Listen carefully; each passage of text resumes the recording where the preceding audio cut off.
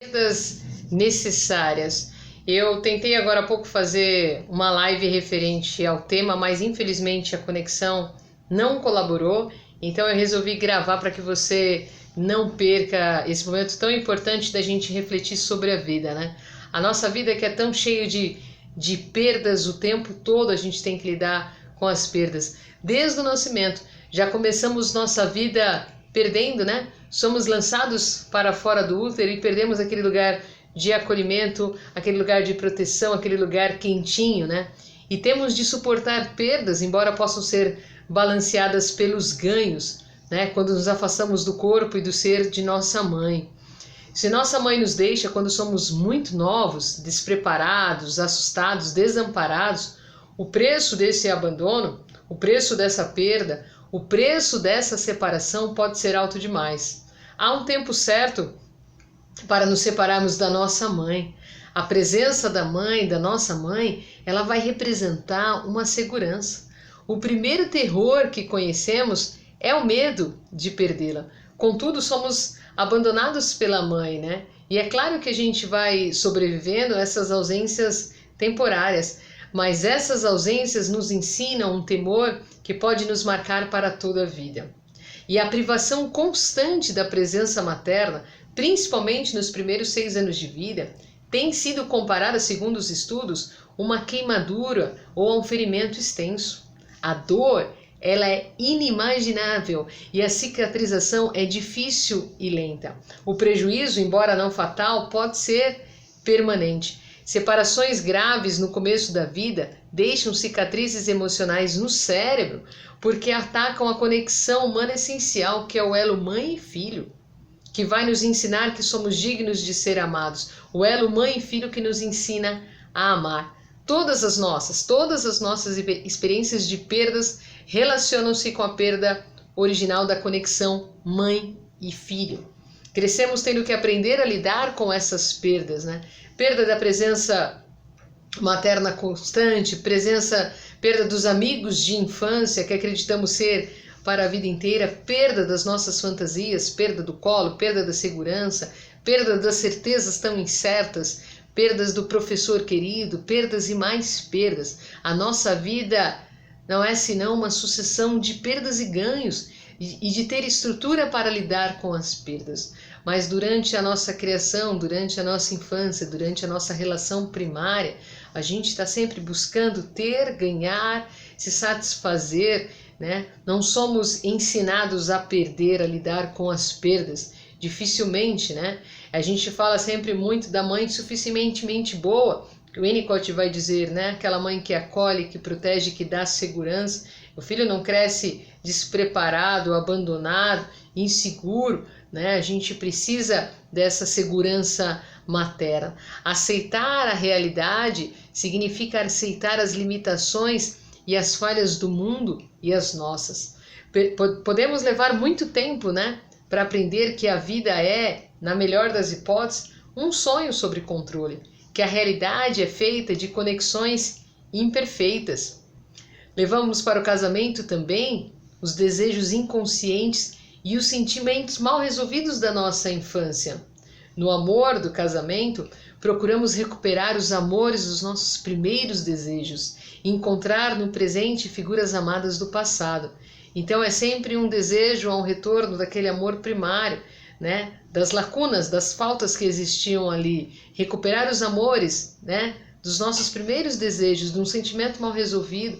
Você tenta suprir na sua relação com o seu esposo, com a sua esposa, a falta, a carência que existe da relação primária. Por isso vem tantas relações de dependência, né?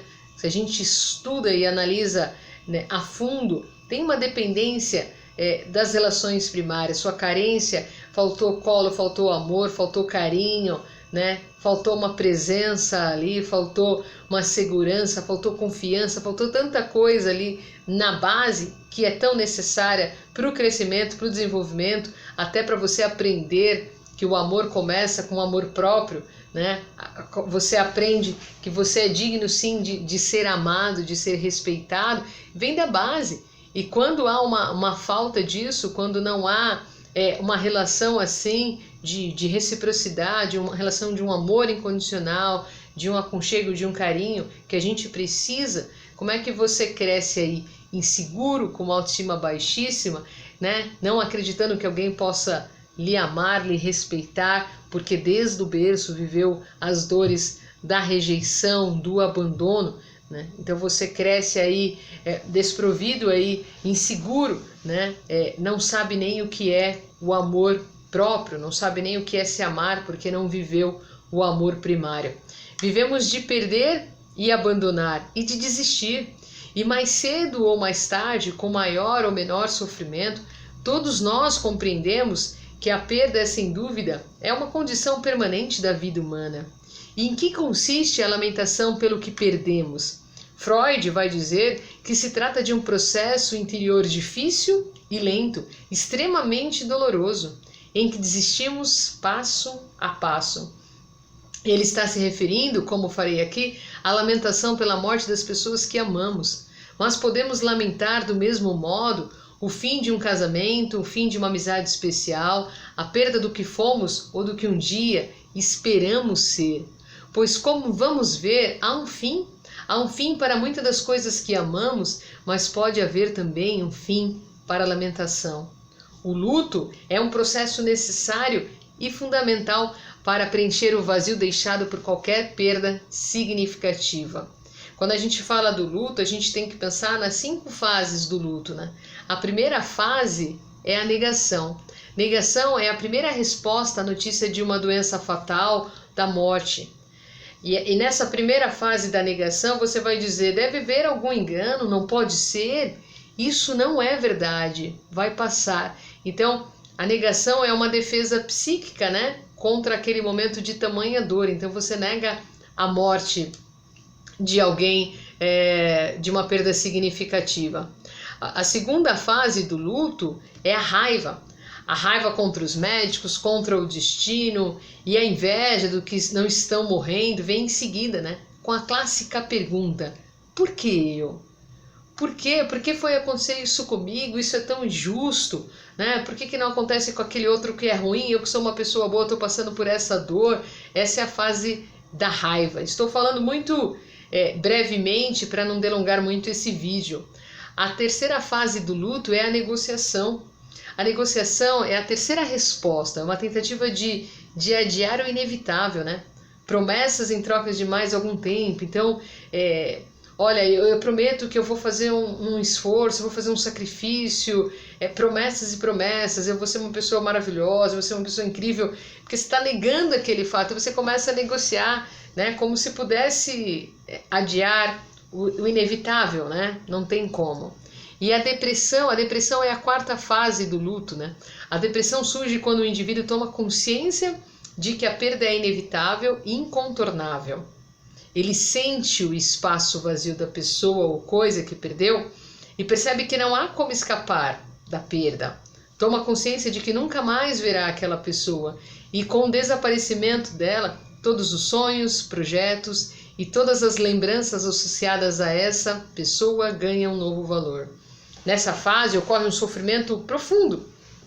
Tristeza, desolamento, culpa, desesperança e medo são emoções bastante comuns. É o momento em que acontece uma grande introspecção e uma necessidade de isolamento. A pessoa se retira para o seu mundo interno, isolando-se, sentindo-se melancólica e impotente diante da situação. Não tenho capacidade para lidar com isso, nunca mais as coisas ficarão bem, eu me odeio. E a última fase do luto é a aceitação.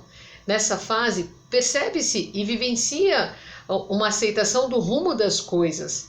As emoções não estão mais tão à flor da pele.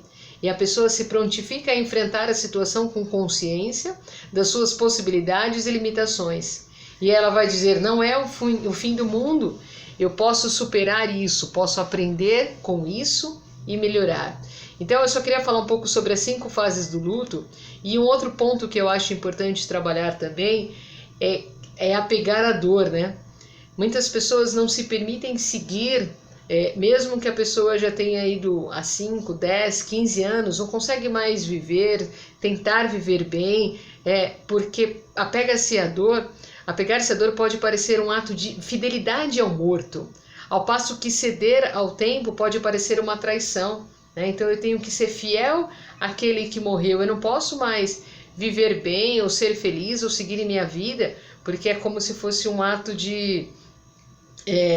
se eu me apego à dor, é um ato de fidelidade ao morto, né? Se eu cedo ao tempo, pode se parecer uma traição. Então, se eu vivo bem, se eu tento seguir, é como se eu estivesse traindo, desrespeitando, desconsiderando o outro. Assim, talvez a única escolha seja a do que fazer com nossos mortos, né? Morrer quando eles morrem, continuar vivendo como incapacitados ou forjar com a dor e a lembrança novas adaptações. Através dos nossos lamentos, reconhecemos a dor, sentimos a dor, passamos por ela.